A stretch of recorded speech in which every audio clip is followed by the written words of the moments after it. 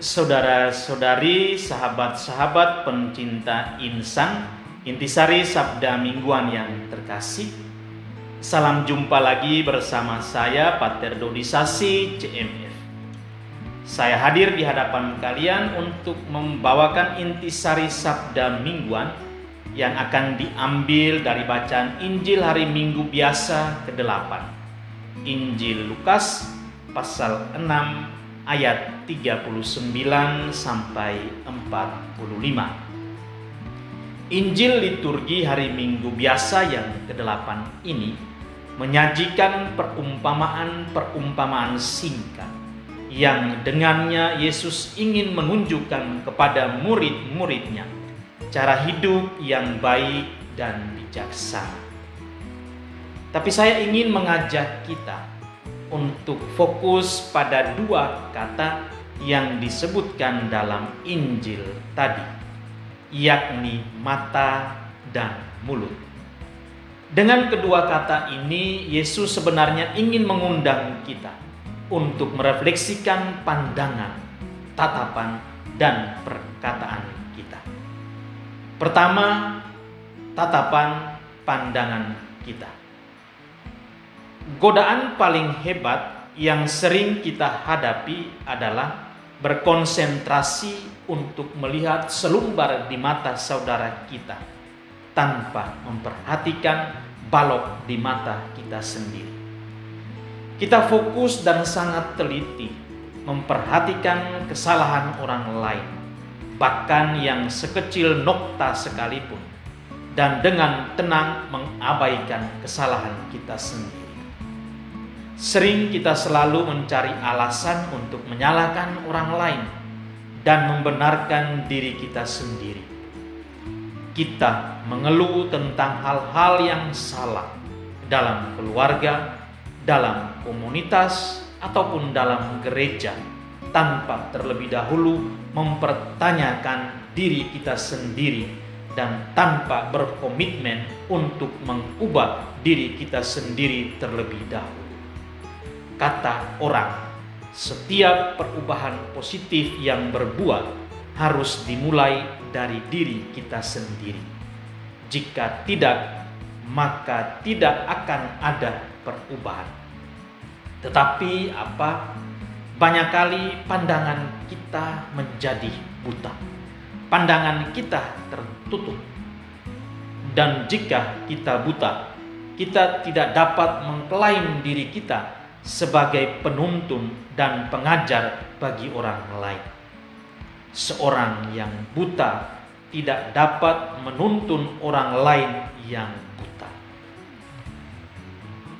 Karena itu saudara-saudariku pencinta insan yang terkasih, Yesus mengundang kita untuk membersihkan pandangan kita. Ia meminta kita untuk melihat ke dalam diri kita sendiri, untuk mengenali kesalahan kita. Karena jika kita tidak mampu melihat kesalahan-kesalahan kita sendiri, kita akan selalu cenderung membesar-besarkan kesalahan-kesalahan orang lain. Sebaliknya, jika kita mengenali kesalahan kita, pintu belas kasihan akan terbuka bagi kita. Yesus juga mengundang kita untuk memiliki mata yang baik. Mata yang baik adalah pintu cahaya yang melaluinya orang lain bisa masuk ke dalam diri kita dan menemukan kehidupan di sana. Sedangkan mata yang jahat adalah seperti balok yang digunakan untuk memasung saudara-saudari kita yang memiliki kelemahan dan keterbatasan. Mata yang baik seperti lampu yang memancarkan cahaya dan menerangi sekelilingnya. Sedangkan mata yang jahat tidak bercahaya dan hanya memancarkan bayang-bayang dan kegelapan. Yesus juga mengundang kita untuk memandang dengan cara Allah memandang kita. Allah tidak melihat kesalahan yang tidak dapat ditebus dalam diri kita, tetapi Dia melihat kita anak-anaknya yang melakukan kesalahan itu. Allah tidak fokus pada kesalahan, tetapi pada kita anak-anaknya yang melakukan kesalahan.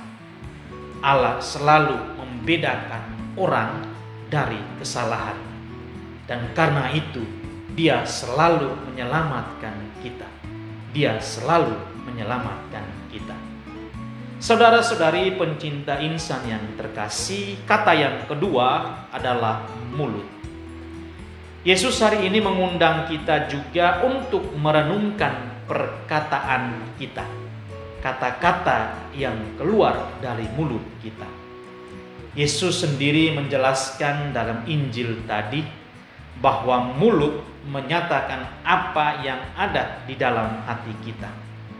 Dan memang benar, dari cara seseorang berbicara, kita dapat mengetahui apa yang ada di dalam hatinya. Kata-kata yang kita gunakan menunjukkan siapa diri kita sebenarnya. Namun terkadang kita tidak terlalu memperhatikan kata-kata kita dan menggunakannya secara dangkal. Setiap kata yang kita ucapkan itu memiliki bobot dan kualitas tertentu. Kata-kata memungkinkan kita untuk mengekspresikan pikiran dan perasaan, untuk menyuarakan ketakutan dan kecemasan yang kita miliki, dan rencana-rencana yang ingin kita wujudkan, atau bahkan kata-kata kita itu untuk memberkati. Namun sayangnya kadang dengan mulut, dengan kata-kata kita juga dapat memberikan prasangka buruk, menyebarkan hoaks, menyerang, dan bahkan menghancurkan saudara-saudari kita dengan gosip dan fitnah yang kadang sering lebih tajam daripada pisau. Karena itu saudara-saudariku terkasih, mari kita kembali ke kata-kata Yesus. Tidak ada pohon yang baik yang menghasilkan buah yang tidak baik, dan tidak ada pohon yang tidak baik yang menghasilkan buah yang baik. Sebab dari buahnya lah kamu mengenal pohon itu. Buah adalah perbuatan. Buah juga adalah perkataan.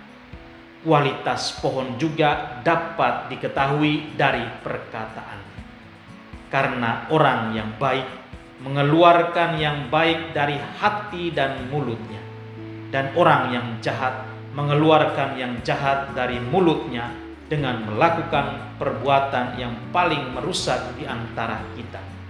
Bersungut-sungut, gosip, fitnah, dan membicarakan keburukan orang lain.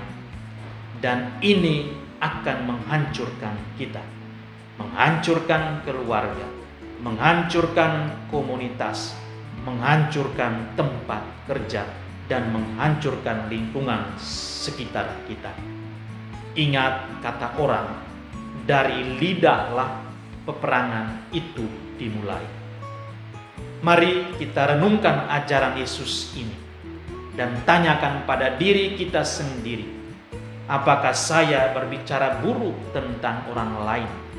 Apakah saya selalu berusaha mengotori orang lain dengan kata-kata saya? Apakah saya lebih mudah melihat kesalahan orang lain daripada kesalahan saya sendiri? Dan marilah kita mencoba untuk mengoreksi diri kita sendiri. Ingat saudara-saudariku, setiap perubahan positif yang berbuah harus dimulai dari diri kita sendiri. Akhirnya, pandanglah sebagaimana Allah memandang kita. Bicaralah sebagaimana Allah berbicara dengan kita. Semoga, amin, Tuhan memberkati.